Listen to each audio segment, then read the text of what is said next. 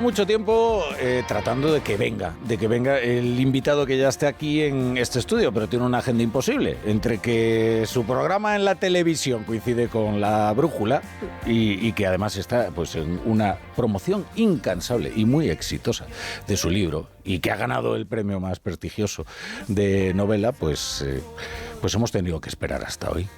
¿Qué tal, Juan del Val? ¿Cómo estás? ¿Cómo estás?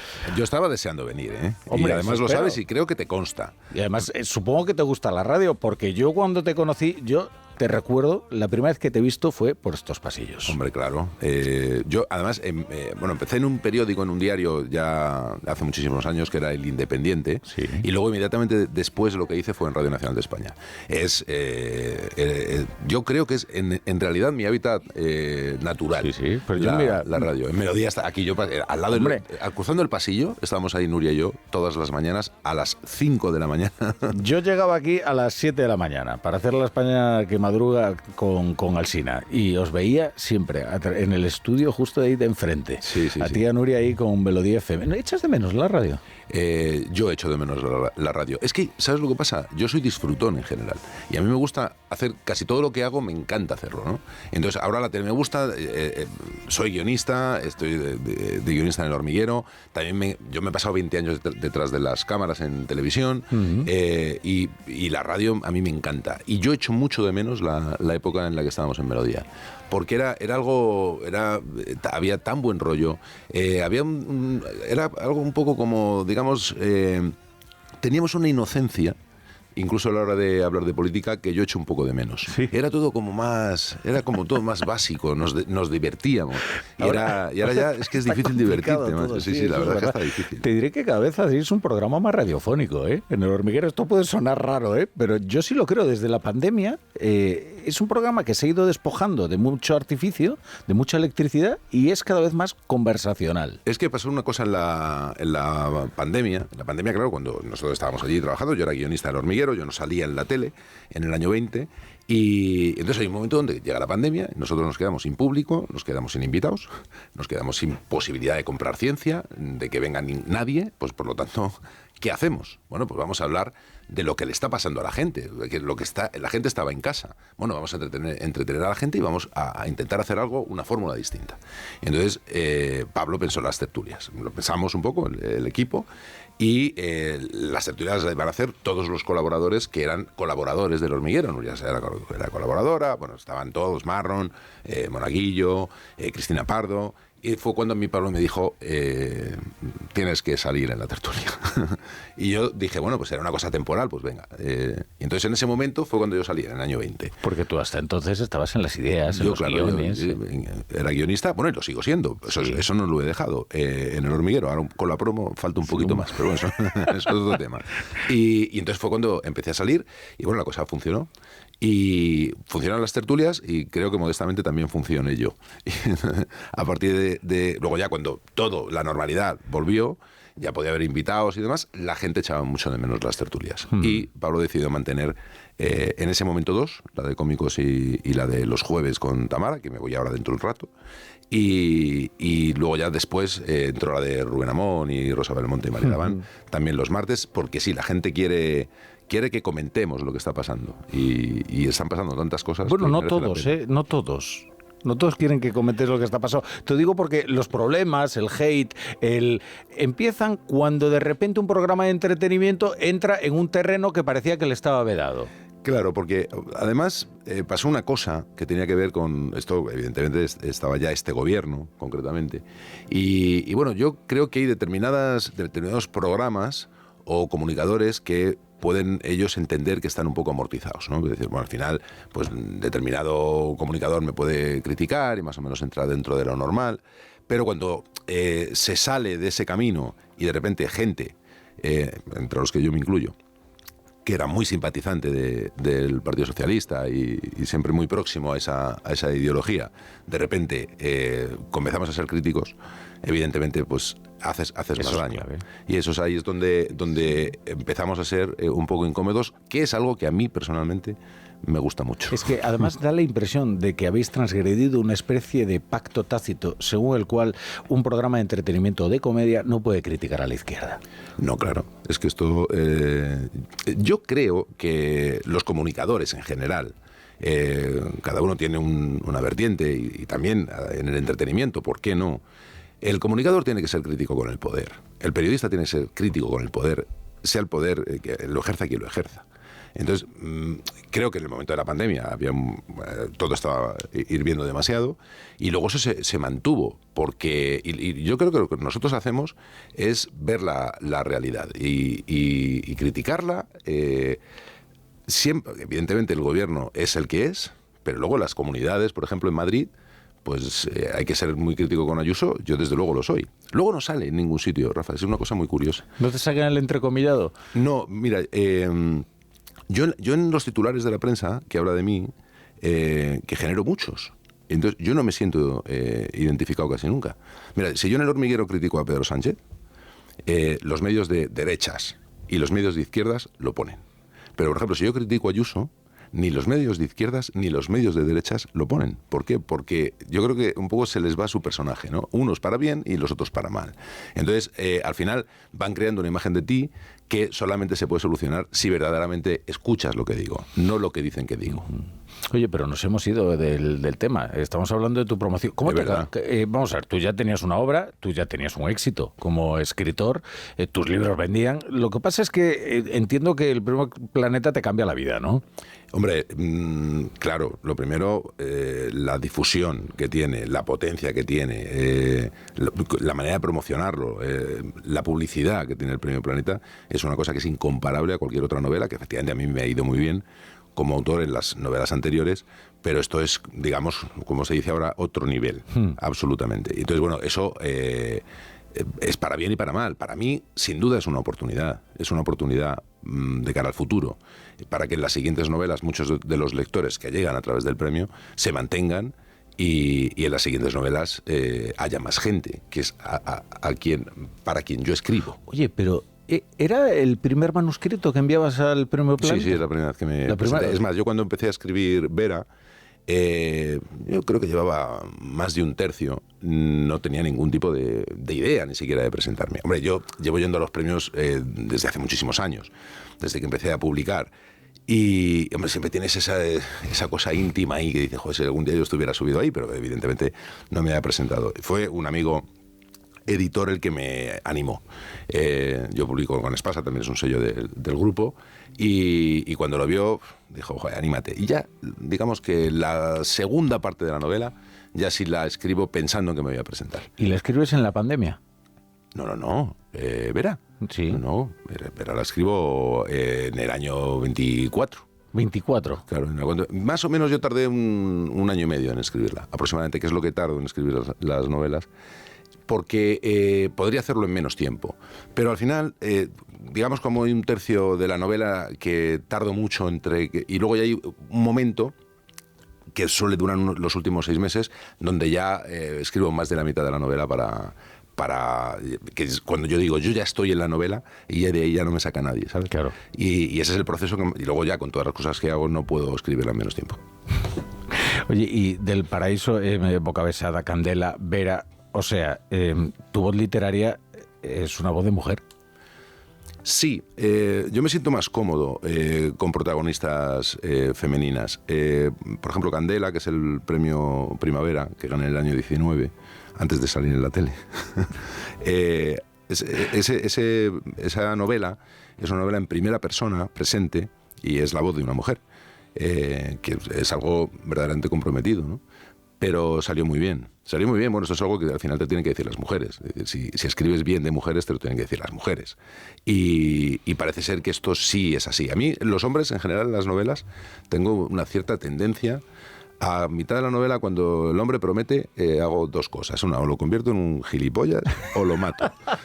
Existen esas dos. Siempre me ha pasado. Entonces, el único hombre que me ha salido bien en una novela es Antonio, que es uno de los protagonistas de esta novela. El resto, casi siempre me parece más interesante, a mí por lo menos, no digo que lo sea, me parece más interesante la voz de una mujer. Pero está bien que lo digas así. Es que te leí una cosa en una entrevista que yo digo la falsa humildad, francamente. Y entonces tú dices, la novela es buena, eso es un hecho objetivo. Y luego está lo opinable, que es si te gusta o no te gusta. Claro, bueno, es que yo creo mucho en la humildad, pero no creo en nada en la modestia. La modestia siempre es mentira. O sea, muchos dicen, no, falsa modestia, no, siempre es falsa. No hay nada más arrogante que un falso modesto. Totalmente. Pero... Alguien decía que la modestia es la única virtud de los mediocres, y yo estoy un poco de acuerdo con eso. La humildad es otra cosa. La humildad es intentar aprender, intentar mejorar, cuando miras a otro que algo lo hace mejor.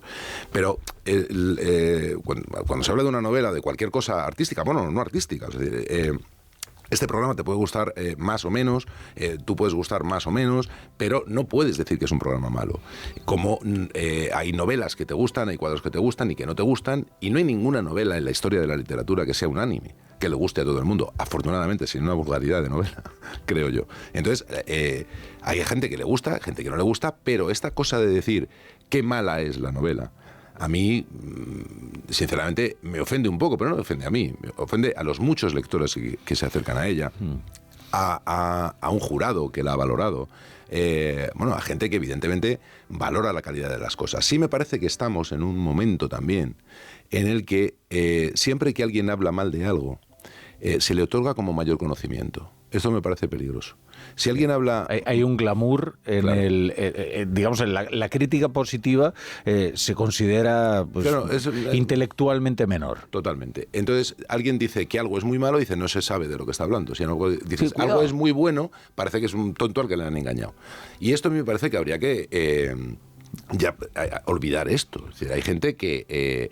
dice que las cosas son malas y es que no tiene ni puta idea de lo que está hablando. Oye, pero ¿sabes qué? Es que repasando la historia de los premios Planeta me he dado cuenta de que las críticas en tu caso no tienen nada de particular, porque es que se ha cuestionado todos los premios Planeta, pero te estoy hablando de Vázquez Montalbán, por ejemplo, ¿no? Claro. Que se montó una polémica fenomenal, pero con cada uno de ellos, por una razón, en unos casos porque había suspicacias de que se trataba de un fichaje o de una estrategia editorial, en otros casos porque, fíjate, es que es un personaje muy mediático, que eso ya se decía antes, o sea, sí. pero de autores, además de una pieza, ¿eh? Sí, luego pasa el tiempo, luego pasa el tiempo, y lo que queda, evidentemente, pues es la novela. Sí, pero la gente tiene la necesidad de criticar las cosas. O sea, me parece que hay también algún sentimiento ahí de pertenencia de alguna gente que necesita sumarse a determinadas corrientes. ¿Por qué? Pues porque se deben sentir más a gusto. Pero ya está. A partir de ahí, yo creo que el Premio Planeta, por supuesto, tiene una vocación comercial. Eso es evidente. Y el jurado, cuando lee una obra, entiende si es una obra que puede tener un futuro de ventas importante, eso es evidente. Eso no quiere decir nada. Es cierto que también la gente, los garantes de la pureza literaria, que a mí me hacen una gracia estratosférica, opinan que algo que tiene que es comercial no puede tener calidad. Y yo es algo también me revelo. No hablo de mi novela, hablo de cualquier novela. Te revelaste desde el mismo discurso que pronunciaste cuando te dieron el premio, y hablas de una literatura que se escribe para la gente y no para unas élites intelectuales. Claro, bueno, yo no concibo escribir como cualquier acto de comunicación y la literatura, que evidentemente tiene algunas características muy particulares, también es comunicación. Es contarle a alguien una historia. Es lo que haces tú, como lo que hace cualquiera, que comunique de una forma o de otra. Y la literatura lo es. Y para eso tiene que haber alguien al otro lado. Tiene que haber alguien al que entretengas, al que hagas reflexionar, al que intentes emocionar, al que merezca la pena leerte. Y cuanta más gente, mejor. No entiendo cuál es el problema de querer llegar a cuanta más gente mejor en todo lo que haces. Es más, yo también creo que ahí volvemos, si quieres, un poco a la hipocresía y a la falta de modestia. Yo creo que todo el mundo quiere eso. Lo que pasa es que hay gente que lo puede lograr y hay gente que no lo puede lograr y acaba de crítico literario. Sí, el malditismo no es una vocación, a veces lo que es un subterfugio. Hombre, absolutamente. Eso es verdad. Oye, sin embargo, en tu caso, fíjate, yo creo que hay una virulencia en determinadas críticas que me invitan a pensar que no están criticando precisamente el libro, sino otra cosa. Es decir, que están pasando otras facturas, ¿no? Claro. Ese personaje del que tú hablabas, por ejemplo, ¿no? Y que es algo que es un fenómeno muy español y muy de la actualidad. Es decir, bueno, yo me voy a cobrar la factura, pero no en lo que él está haciendo, sino en lo que él es. Sin duda. O sea, yo creo...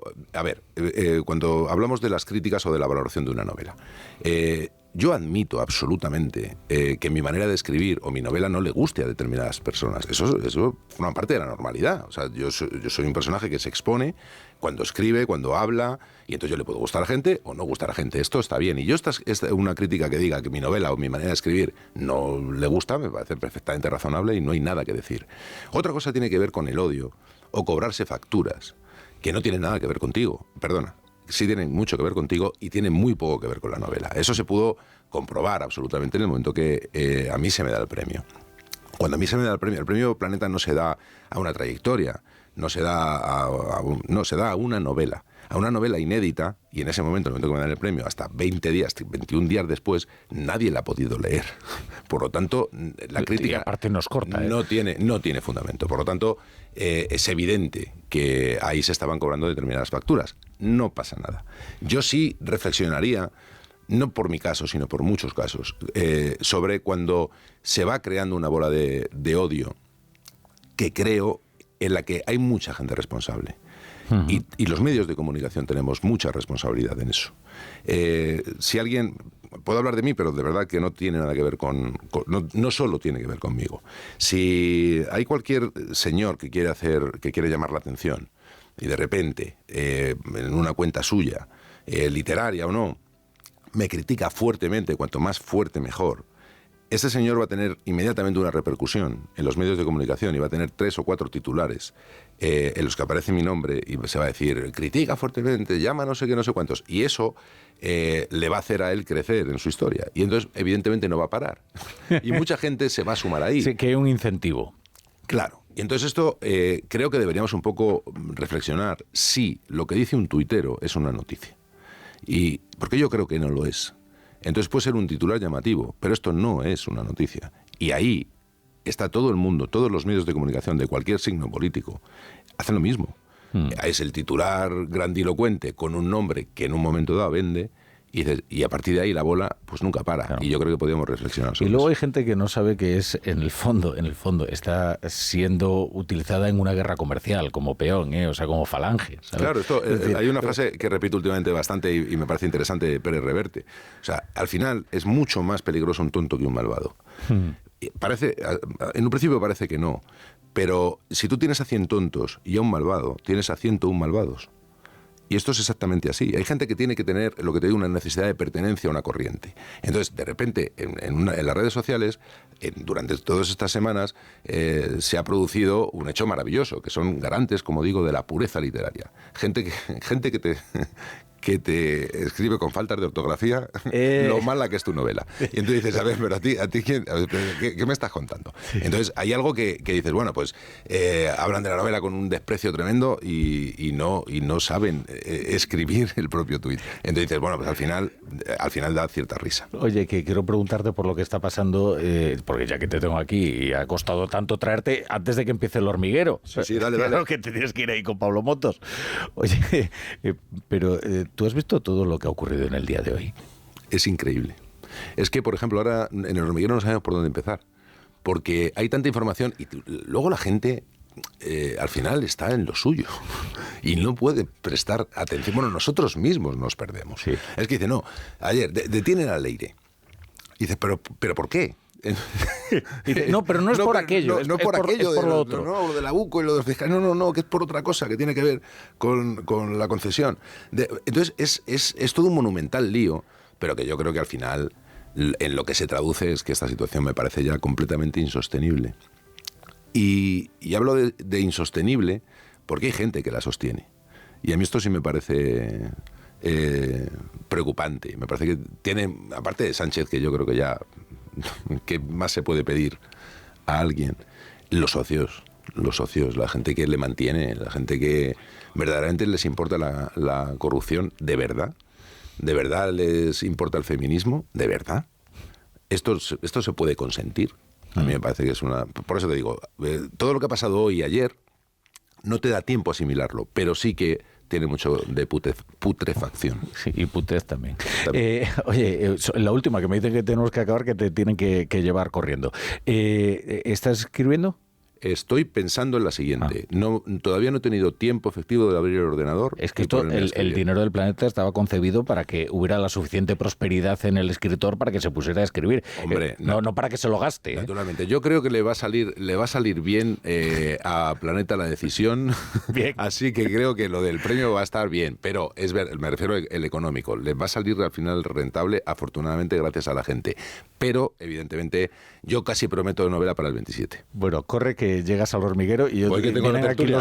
Hoy viene Isabel Presley. Tengo aquí además ojo, así no puedo competir, Juan. No me digas esto. A la tertulia con Tamara. Yo aquí tengo unos tertulianos que no están mal, pero no son Isabel Presley, ¿sabes? Y luego te voy a escuchar. Venga, un abrazo, Juan. Adiós.